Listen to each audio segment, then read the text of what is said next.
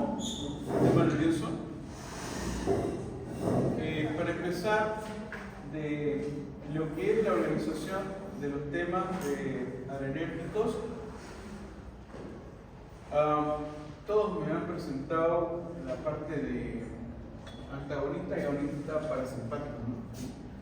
Y esto es una parte del tema también donde vemos las características de fármacos que tienen una actividad agonista, beta 1, agonista alfa 1, y están relacionados con una nomenclatura que decimos son simpático-miméticos y simpático-líticos, ¿no?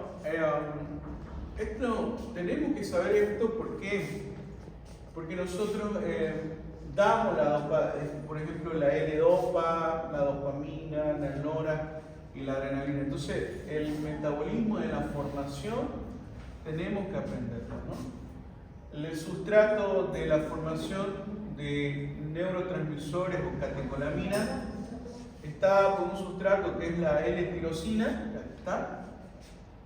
que gracias a la tirosina hidroxilasa va a formar la L-dopa, y la L-dopamina se transforma a dopamina gracias a la dopa descarboxilasa.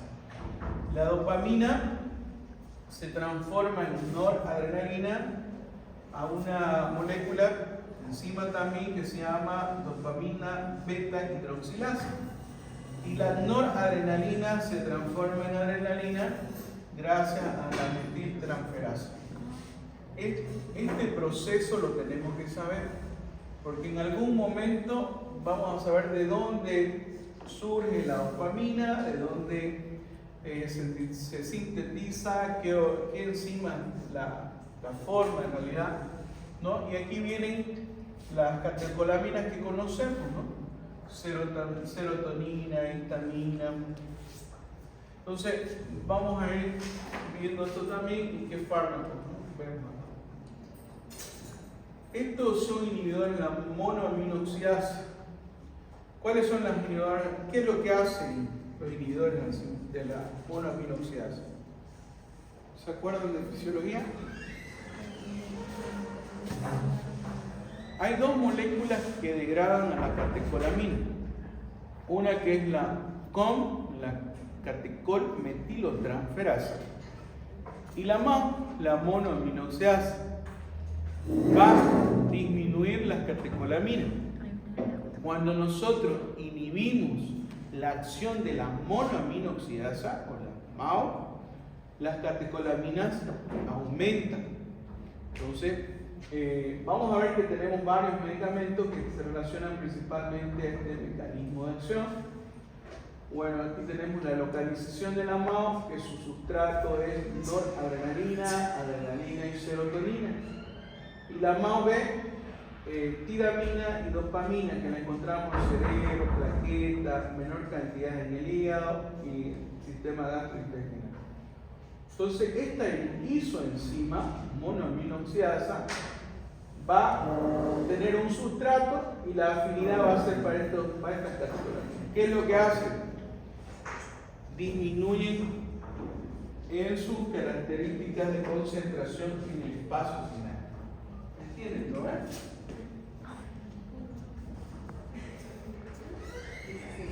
Ni para eso están atentos, ni para que me caigan. ¿A qué me refiero?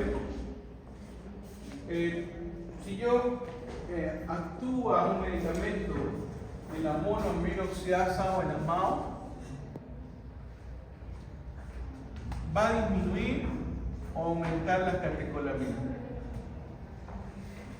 Cuando esta actúa a través de esas moléculas, adrenalina, noradrenalina, serotonina, ¿no? Va a producir que estas moléculas disminuyan la MAO. Pero ¿qué pasa cuando la inhibimos? Cuando la bloqueamos, ¿va a aumentar o va a disminuir las catecolaminas? ¿Ah?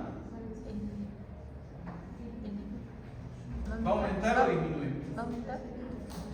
Si tenemos, acuérdense Acuérdense del botón presináptico, membrana sináptica y hendidura sináptica. Doy un ejemplo. Si inhibimos a la MAO,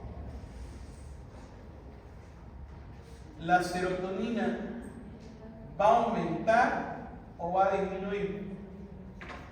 Si yo les digo que la MAO en la fisiología normal produce una disminución de estas moléculas.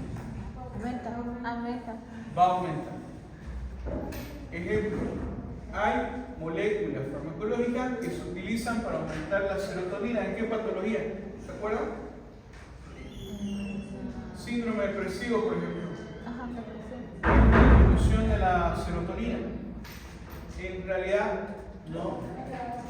Utilizamos moléculas farmacológicas como está en nuestra diapositiva.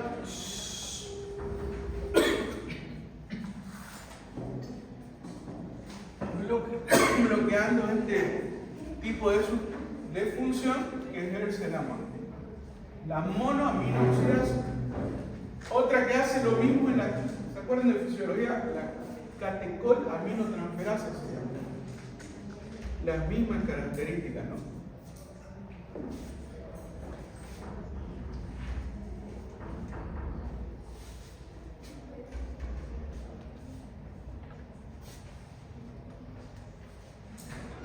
Bueno, según criterios de selectivo de los receptores, los simpáticos miméticos son, por ejemplo, agonistas no selectivos alfa, beta adrenérgico, noradrenalina, isoproterenol y efedrina. ¿Qué significa no selectivo? Es como parecido, ¿no? ¿Cuáles son los receptores adrenérgicos? Alfa 1, alfa 2, beta 1, beta 2. Estos están en lugares específicos de nuestro cuerpo, ¿no? Beta 1 y beta 2, beta 1 en el corazón, beta 2 en el pulmón. Estos los encontramos principalmente en los vasos sanguíneos, las arterias, ¿no? Y tienen una función específica. Si yo digo adrenalina está relacionado con el receptor beta 1 y tenemos una función relacionada con el gasto cardíaco, ¿no? Aumentando la frecuencia cardíaca. Tenemos a los agonistas beta 1 selectivos, ¿cuáles son? Por ejemplo, la fenilefrina, nafazolina, oximetazolina. Y si yo digo, produce un efecto agonista alfa 1, esto en las arterias se manifiesta con contracción, vasoconstricción, ¿no? Y tenemos aumento de la resistencia vascular periférica que se relaciona con aumento de la presión arterial. Estos medicamentos pueden producir ese tipo de mecanismo en su criterio de selección. Alfa 2 selectivo, clonidina y metildopa. Por ejemplo, la alfa metildopa, ustedes hicieron, ¿para qué sirve? Vi ahí su clase que habían hecho. Alfa metildopa. Entonces, miren qué interesante el mecanismo de acción. ¿Dónde está alfa 1? Aquí en la tablet la voy a pisar y me la van a cobrar el doble.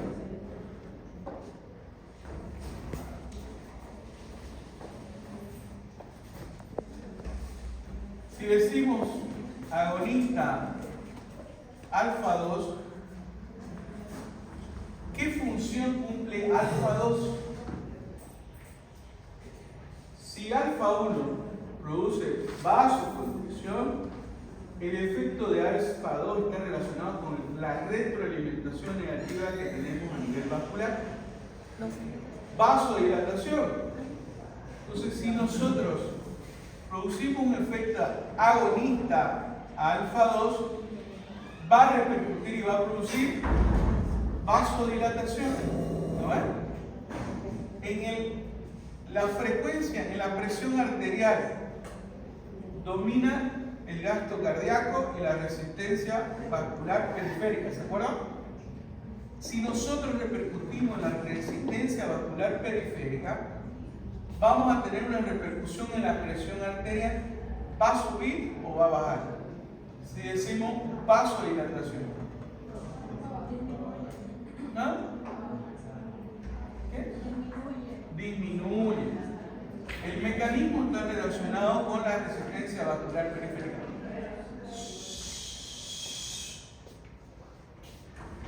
Ya comienza. Los agonistas B selectivos, por ejemplo, 2-butamina, está relacionado, vamos a ver más allá, la 2-butamina con aumento de la frecuencia cardíaca, ¿no? Porque su efecto está relacionado con beta 1. Fisiológicamente, beta 1 lo que hace es aumentar la frecuencia cardíaca. Y tenemos los agonistas beta selectivos, beta 2, salbutamol, terbutamina, salmeterol y fenoterol. Y ya lo hemos visto estos fármacos, ¿no ven? Lo hemos visto, bueno, que están relacionados con el sistema autónomo, están relacionados con el simpático y tienen una acción agonista simpática. ¿Cómo funcionaban los agonistas no selectivos? Los no selectivos, como dijimos, pueden actuar en estos. No tienen una selección directamente de actuar en beta 1, beta 2, ¿no? Sino que ese fármaco puede actuar en varios receptores relacionados a la función simpática. Por ejemplo, el salbutamol, el guía avanzado, es un agonista selectivo para beta 2. Totalmente de acuerdo. Y yo le pregunto, ¿por qué su efecto secundario es que produce taquicardia? Porque el beta 2 se va a beta 1. Porque baja la presión. ¡Hable! ¿Por qué? En alta dosis va a beta 1 y produce taquicardia. Resulta que aunque nosotros hablamos de selectividad, ¿no? Igual estos medicamentos, dice Goodman y Gilman, a mayor volumen o a mayor concentración, la selectividad no existe. Pero, ¿no? ¿Encontramos receptores beta 2 en el corazón? ¿Sí o no? Sí, encontramos. Tiene que haber su retroalimentación, ¿no? Estimulamos, aunque nos diga selectivo, nos preguntamos por qué el salbutamol produce frecuencia, por qué aumenta la frecuencia cardíaca. Porque el medicamento llega al corazón, llega a la circulación sistémica, activa un receptor relacionado con beta, ¿no? Y lo que decía su compañero, totalmente de acuerdo, bien, ¿no? Eso está relacionado con la no selectividad. Pero, farmacología no es 2 más 2, ¿no? Decía Goodman, decía, ¿no? A mayor volumen, mayor miligramos de concentración que tú le das a tus pacientes, pierde la selectividad. Ya no se va a beta 1, sino se va a beta 2, se va a los receptores adrenérgicos. Por eso hay que conocerlos a los receptores adrenérgicos y la dosis. En algún momento tú vas a querer que aumente la presión arterial, pero no aumente tu frecuencia cardíaca. ¿Podés hacerlo? Sí, lo podés hacer. Por supuesto que lo podés hacer. Solamente estimulando, por ejemplo, beta 1 y no estimulando alfa 1. A ver, si decís que querés aumentar tu frecuencia cardíaca, pues tu fármaco que vas a dar, con las dosis que vas a dar, solamente va a estimular beta 1. ¿Me entienden? Ahora, si usted quiere estimular alfa 1, lo puede hacer. Puede estimular alfa 1. ¿Qué es lo que hace alfa 1? Hace bien, actúa en la resistencia vascular periférica, modificando la presión arterial, aumentando la presión arterial. Podés aumentar la presión, o podés hacerlo al volcado. Podés aumentar la presión arterial sin aumentar la frecuencia cardíaca. ¿Cómo? Solamente estimulando a beta 1 y no estimulando a alfa 1. ¿Por qué? ¿No? Porque esos receptores tienen su función específica dentro. ¿Dónde encontramos alfa 1? En todo el sistema cardiovascular. ¿A excepción de dónde?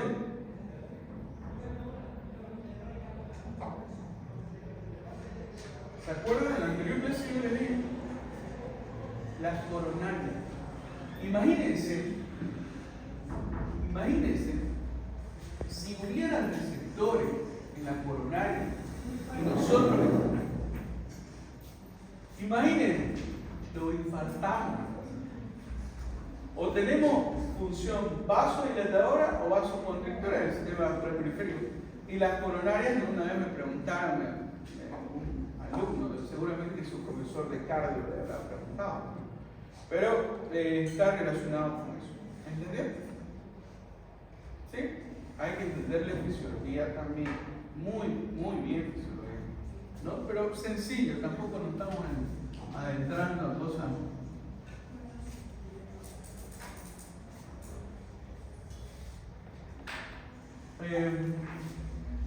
Decimos, estos son criterios selectivos que están relacionados con el efecto agonista, ¿no? Vamos a seguir de diapositiva.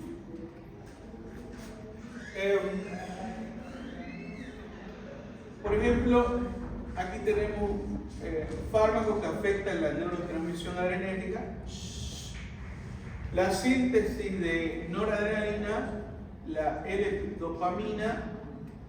Viene siempre la L-dopamina acompañado de la dopa descarboxilasa, que es un inhibidor periférico, ¿no? Destruye a la dopamina, a L-dopa, y vienen combinados con carbidopa, que es fundamental para que pase la barrera hematoencefálica y se transforme en dopamina. ¿Para qué sirve la dopamina? Para mejorar los síntomas de Parkinson, ¿no? El Parkinson son movimientos involuntarios que se relacionan principalmente con un neurotransmisor que es la dopamina. Ejemplo, hay medicamentos que se utilizan, ¿no? No le podemos dar dopamina directamente. No se puede dar dopamina directamente. Tenemos que dar un sustrato. ¿Por qué no le damos dopamina? Porque no pasa la barrera hematoencefálica. Para que pase la barrera hematoencefálica, utilizamos una molécula que se llama carbidopa. O sea, la molécula que le damos es L-dopamina más carbidopa. De esta manera pasa la barrera hematoencefálica y como le estamos dando un sustrato, ¿lo ves? Le estamos dando L-dopa. ¿Y qué se transforma la L-dopa? A dopamina, ¿no? Entonces, ese mecanismo está relacionado con lo que hablamos hace ratito. La alfa-metildopa, otra molécula farmacológica que se transforma en dopa descarboxilasa a alfa-metildopamina, a dopamina beta hidroxilasa, que va a formar alfa-metil noradrenalina. Es un falso neurotransmisor. Todo esto se produce y inhibe la liberación de noradrenalina y se considera un fármaco antihipertensivo. Tenemos otro que se llama clonidina. Interactúa con los receptores simpáticos presinápticos disminuyendo la liberación de noradrenalina. Y su efecto está relacionado con alfa-2, vasodilatador, ¿no? Y esto va a disminuir la resistencia vascular periférica y su mecanismo está relacionado como antihipertensivo. El propanolol interactúa con los receptores beta 2 sinápticos, ¿no? Aumenta la liberación, disminuye la liberación de noradrenalina y su efecto es antihipertensivo. En realidad, el propanolol es un beta bloqueante, lo bloquea a los beta. Aunque este no es selectivo, ¿no? Y tiene características de este tipo. Los fármacos que son antidepresivos, ¿cuál utilizamos principalmente en nuestros medios? Tenemos la amitriptilina que utilizamos, ese hay en la farmacia, ¿no? Inhibe la liberación, pero inhibe en el sistema nervioso central la captación de noradrenalina, serotonina y dopamina. Lo que hace un medicamento de acción antidepresiva. Por eso es muy bueno que ustedes aprendan un poquito de la fisiopatología de cada enfermedad que ustedes están viendo, ¿no? Y la actividad periférica, miren, está relacionada principalmente por efectos de arritmia cardíaca. Es un medicamento que puede producir en cualquier momento arritmia, está dentro de sus características o sus efectos colaterales. Lo que puede hacer, ¿no? Tenemos inhibidores de la MAO, las monoaminas van a aumentar como noradrenalina, serotonina y dopamina. Son neurotransmisores excitadores en el sistema nervioso central y su mecanismo nos dice que lo podemos utilizar por este motivo como fármaco medicamento antidepresivo, ¿no? ¿Qué es lo que les decía? Si tenemos inhibidor de la MAO, otra vez botón presináptico, membrana postsináptica, y tenemos la MAO inhibida, la monoaminoxiasa inhibida, la bloqueamos, el neurotransmisor va a aumentar y va a aumentar su capacidad de estar en los receptores, ya sea serotoninérgico, noradrenérgico, y se convierte en un medicamento que nos sirve como con acción antidepresiva, ¿no? Con acción antidepresiva. ¿Hasta ahí estamos bien? Con Chuy les estoy explicando esto. En el examen vamos a... Ya a ver. Hermoso el examen de esto, ¿no? Ay. ¿Con preguntas cerradas? No, todo es... Y aquí tenemos, les decía en la anterior clase, la primera clase que tuvimos, les decía, por favor, hagan un repaso de cómo se sintetiza la noradrenalina, adrenalina, serotonina, y entre ellos está la síntesis del neurotransmisor acetilcolina, ¿no? Dentro de la célula, dentro del botón presináptico,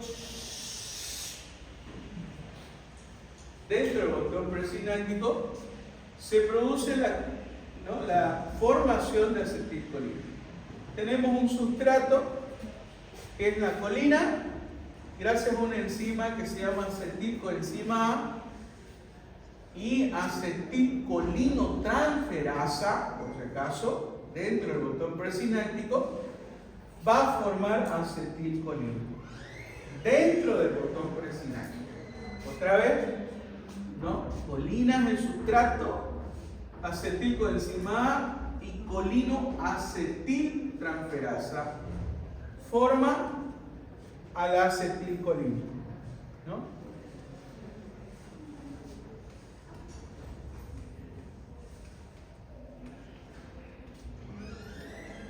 Tenemos fármacos, chicos, que van a actuar en los receptores de acetilcolina, ¿no?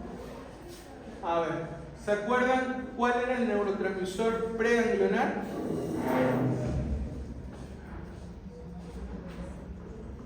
Tanto les dije eso, tanto les repetí. Tenemos los receptores de acetilcolina. Son nicotínicos y mucarínicos. Nicotínicos los encontramos principalmente en en las estructuras presinápticas. Su neurotransmisor está relacionado con la acetilcolina. Los postganglionares parasimpáticos, ¿no? Su neurotransmisor es la acetilcolina. Sus receptores postganglionares tenemos a los mucarínicos. Tipo 1, tipo 2, tipo 3, tipo 4. Tipo 1 lo encontramos en el sistema nervioso central. Tipo 2 lo encontramos a nivel cardíaco. Tipo 3 los encontramos a nivel ocular. De la vista. 2 en el cardíaco. Pulmón, músculo liso, muy bien. Músculo liso y glándulas. Las glándulas, inervación glandular.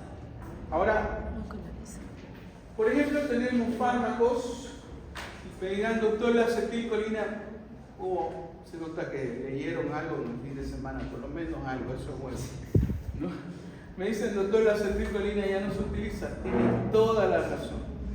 No se utilizó nunca en humanos, sí en investigación, ¿no? Investigación sí podemos utilizar, ¿no? Doctor. Si tuviéramos esta clase deberían hacer con un tipo de ratas, ¿no? Hacer investigación en ratas, que sería espectacular, pero no saben, un permiso grande para hacer eso. Doctor, ¿no? pero yo leí que sí se usaba para causar miosis Sí. en la cirugía ocular para Se extracción de utilizó catarata. la pura sí, se utilizó en algún momento, pero ya no, está fuera de la FDA, lo saca. Ah, Ahora sí en investigación, en ratita podemos utilizar, en rata, en batracios también, en sapitos, ¿no? También, se podría. Bueno, aquí tenemos algunos. Agonista de los receptores NN, nicotínico. Por ejemplo, NN es un receptor que lo encontramos a nivel preganglionar. Los fármacos, seguramente esto lo van a ver en anestesiología, ¿no? Yo no profundizo porque ustedes tienen, creo que un semestre de anestesio. ¿Pasaron o no? no. ¿Todavía? No. Pero seguro que van a rotar anestesio. Entonces, estos medicamentos se ven en anestesio, ¿no? Su agonista NN, preferentemente acetilcolina y lobelina, son medicamentos que actúan produciendo un efecto agonista de la acetilcolina. Si yo les digo, ¿qué sucede con la acetilcolina en las glándulas salivales si aumenta funcionalmente, fisiológicamente? Vamos a tener un paciente con mayor salivación, ¿verdad? ¿Qué pasa en el músculo? En el músculo, ¿qué sucede con la acetilcolina en el músculo? Ayuda a la contracción. ¿Qué pasa si yo las bloqueo? No va a haber contracción. Perdón. Aquí tenemos, por ejemplo, estas moléculas que actúan de esa manera, ¿no? El antagonizar una función de la acetilcolina en su receptor correspondiente produce relajación muscular, ¿no? Por ejemplo, tenemos la tubocurarina, hexametonio. Bueno, son fármacos que van a antagonizar el receptor parasimpático NN en realidad. Otro mecanismo, ¿no?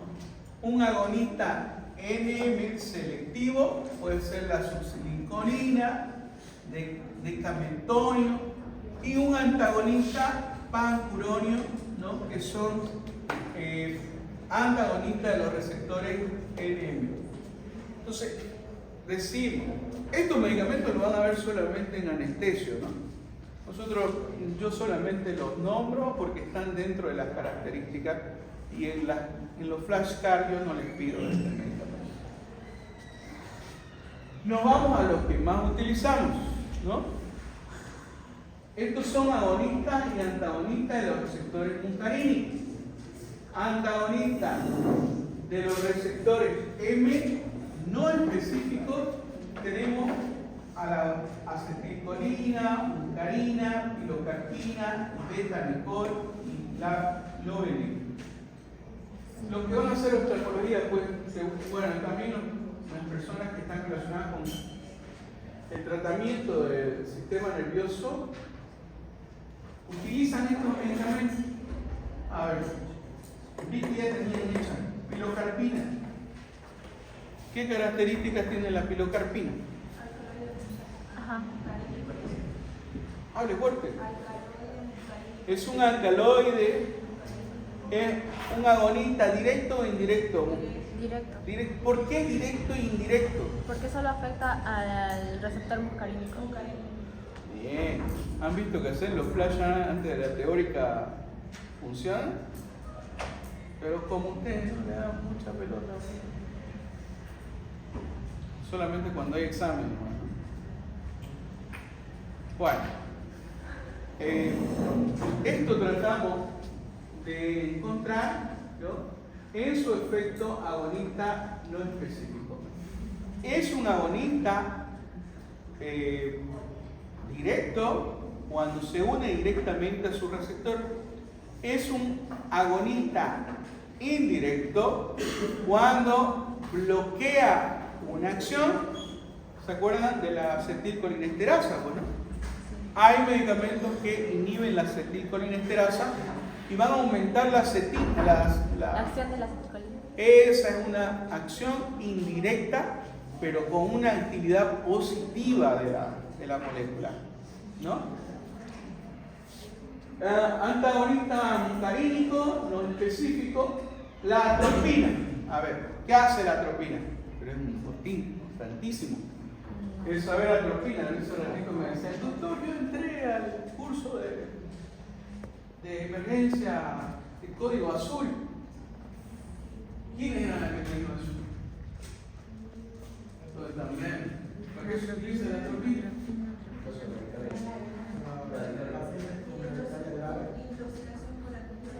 Bien, bien, chicos. Dios, eso quiere decir que está funcionando. Bien. ¿Ahora sí examen con preguntas cerradas? No, falta solamente la honestidad de comenzar. Lo más importante de la ley es la honestidad. Cuando me demuestre que sí, otra vez voy a confiar en mí.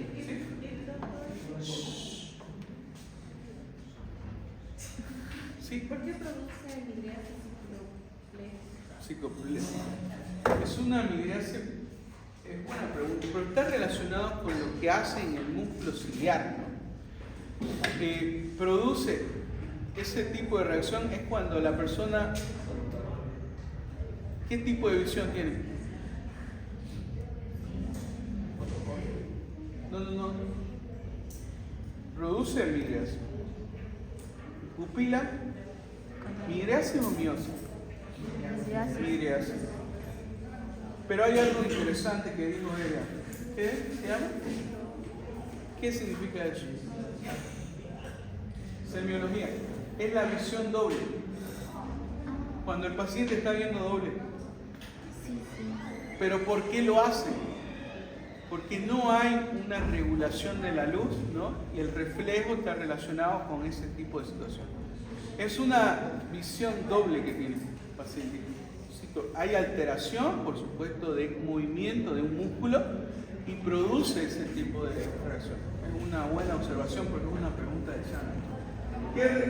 ¿Qué receptor está relacionado con ese tipo de muscarínico? ¿Qué? M3. Bien. Muy bien.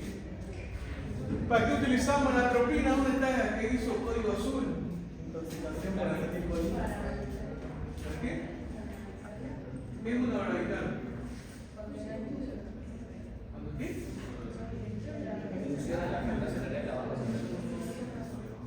Es tratamiento de elección en pacientes con radical. Uno, hay que conocer esto, sí o sí. Otro. Intoxicación por órgano corporado. ¿Por qué? Esto no va a bloquear la Los órganos fosforados son inhibidores de la acetilcolinesterasa, la cual la acetilcolina va a aumentar y sus receptores van a aumentar en el tiempo también, ¿no? ¿Qué hace la atropina? Es un competidor reversible de los receptores a ese nivel, ¿no? Muy bien. Muy bien. ¿Por qué causa estreñimiento? Doctor, Metilbromuro. ¿por qué la atropina causa estreñimiento? Buena pregunta. ¿Por qué la atropina produce estreñimiento? Fisiología de la acetilcolina. ¿Qué hace a nivel digestivo la acetilcolina?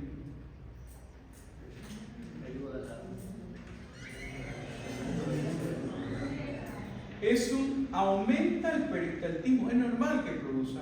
Entonces, cuando bloqueamos esa función, pues no vamos a tener la defecación. Se llaman las defecaciones normales. Pero tiene su nombrecito en Harrison, medicina interna, va a encontrar evacuaciones complacientes, se llama ir al baño. Bueno, va a tener esa característica. Harrison lo dice, no lo digo. Metilbromuro diosina. A ver, otro medicamento que utilizamos bastante son los antiespasmódicos. ¿Se acuerdan del Viadil? Frecuente utilizar Viadil. ¿Qué es el Viadil? Es el propinoxato. El propinoxato bloquea lo que se produce, disminuye las contracciones del músculo liso. Se lo utiliza, como me decía, eso también vi en la brigada, que me decían, doctor, le está doliendo mucho el estómago, te está doliendo, démosle un propinoxato, decían, ¿no? Bueno, el propinoxato es un medicamento, o el metilbromuro diosina, nosotros tenemos en la farmacia iosina. Entonces, metilbromuro de diosina lo que hace es disminuir el músculo, las contracciones del músculo liso, y solamente podemos justificar su terapéutica relacionada a un cólico espasmódico del músculo liso, ¿no? Infrantropio, ya conocen el infrantropio, ¿no? Lo conocen todos, muy bien. ¿Se acuerdan? ¿Qué hace? El bromuro de infrantropio es el atroven,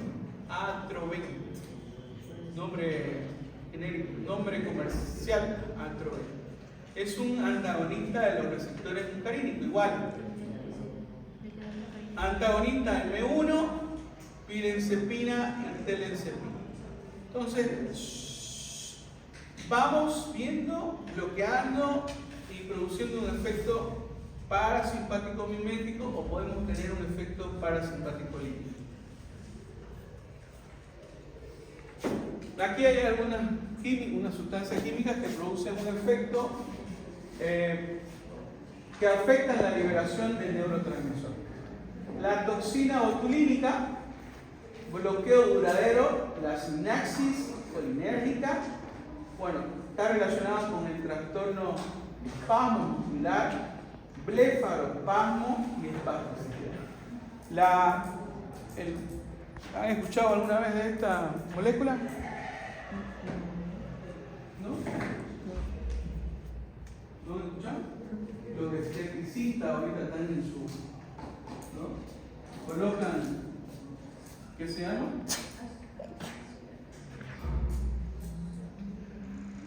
A las arrugas las hace otra vez volver a God, ¿no? La alfa-burgarotoxina produce una liberación de acetilcolina. Bueno, estos son moléculas que pueden producir un efecto en la liberación de neurotransmisores. Uno dice, ¿será que algún día voy a ver estos medicamentos? Y les cuento que en Santa Cruz es común ver estos medicamentos. El uso, ¿no? De acción corta, anticolinesterásico. ¿Qué significan esto? Estos son medicamentos que van a aumentar la acetilcolina. ¿Cuáles son? Hidrofonio para miastenia gravis, neostimina, piridostimina para miastenia gravis, atonía de vejiga, neostimina, ecotiopato, glaucoma, tacrina, enfermedad de Alzheimer, ¿no? Tratamiento como antagonistas relacionados a, por ejemplo, intoxicación por uranio fosforado, que está relacionado a la atropina y a las horas de intoxicación que podemos utilizar, se llama la pralidoxina. ¿Qué es la pralidoxina? Es un activador de la acetilcolinesterasa, ¿no? La activa de nuevo la acetilcolinesterasa. ¿Y la pilocarpina no es para el glaucoma? También sirve, ¿no? También está relacionado como un tratamiento del glaucoma. Bueno, ahí tenemos la acción prolongada de los órganos fosforados y el uso de atropina. Como antídoto para los órganos fosforados, las oximas, que tenemos la pralidoxina como activador de la acetilcolinesterasa. Bueno, aquí tenemos algunas neurotransmisores y su acción. Por ejemplo, la noradrenalina, vamos a ver que las concentraciones en el sistema límbico, hipotálamo, su acción estimulante a los receptores alfa y beta. Bloqueadores de su recaptación y transporte como antidepresivos, y nos dice un medicamento como la amitriptilina. Agonista de los receptores alfa 2, por ejemplo, la clonidina y la alfa-metil 2. Antagoniza a los receptores alfa 1. ¿Qué hace alfa 1? Si yo le digo la prazosina, bloquea el receptor alfa 1. ¿Para qué nos puede servir bloquear este receptor? Si la función de alfa 1 en su acción es vasoconstricción. Si nosotros bloqueamos esa acción, vamos a tener un efecto vasodilatación. Ahora están utilizando, ¿no? Tenemos varios medicamentos que ya no lo utilizamos precisamente para bajar la presión, lo utilizamos para otro tipo de situación, ¿no? Por ejemplo, la hiperplasia prostática benigna. Dopamina, concentraciones en esquizofrenia, sistema límbico, disminuye concentraciones de Parkinson, y tenemos en la esquizofrenia el mecanismo neurotransmisor de la esquizofrenia. ¿Cuál sería? ¿Por qué tenemos que bloquear en algún momento a la dopamina? Y ahí están algunas características de la propia enfermedad. Para que, ¿qué nos dicen los datos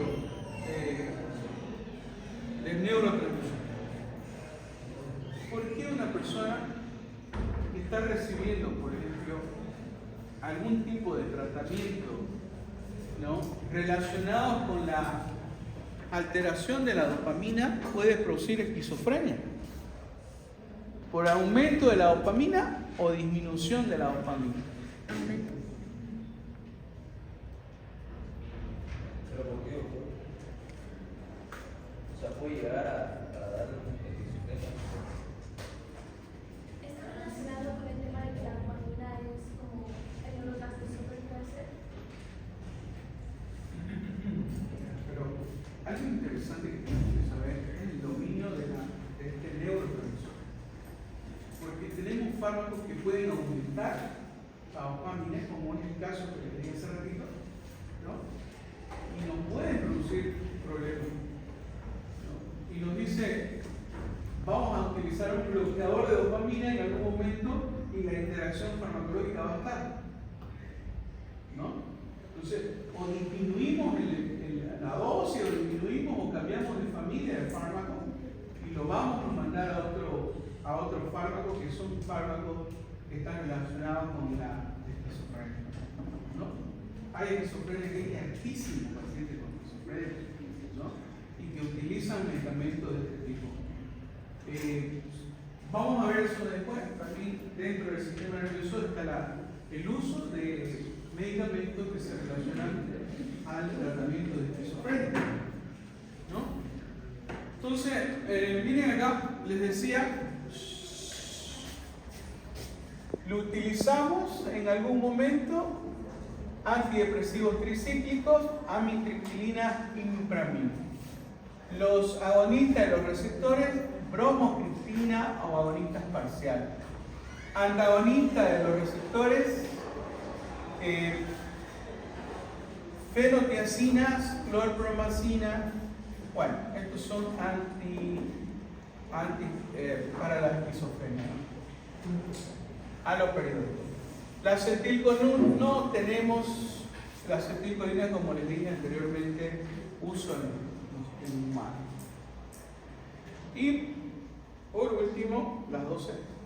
Tenemos, por ejemplo, la serotonina, localizados, se involucran en la fisiopatología de la depresión y la migraña. Bloqueadores de sus receptores y transportadores, por ejemplo, fluoxetina, paroxetina, antidepresivos tricíclicos. Agonistas de sus receptores, dihidroergotamina y sumatriptana. ¿Se acuerdan? Ya se están acordando de los mecanismos de acción que vimos, por ejemplo, antimigrañosos, los triptanes y los antagonistas, la kentaserina y metilserina. Prácticamente no los utilizamos, pero esto sí lo utilizamos. Y con esta diapositiva termino. Neuropéptidos, opioides, inhiben al sistema nervioso central, ya sabemos que están relacionados con la morfina, pemperidina y fentanilo, que son opioides. Ácido gamma aminobutírico, ¿no? Tenemos un fármaco. En esta situación vamos a ver el baclofen, que es un medicamento que se utiliza como relajante muscular. ¿Lo tenemos aquí en Bolivia? ¿No? Sí. Utilizamos el Cepam por que es un relajante del músculo estriado, que también tienen que ver con sus receptores GABAérgicos, ¿no? Y bueno, picrotoxina, que son un antagonista de este tipo de situaciones. Bueno, hasta aquí quedamos, ¿no? Y aquí comenzamos mañana. Mañana terminamos.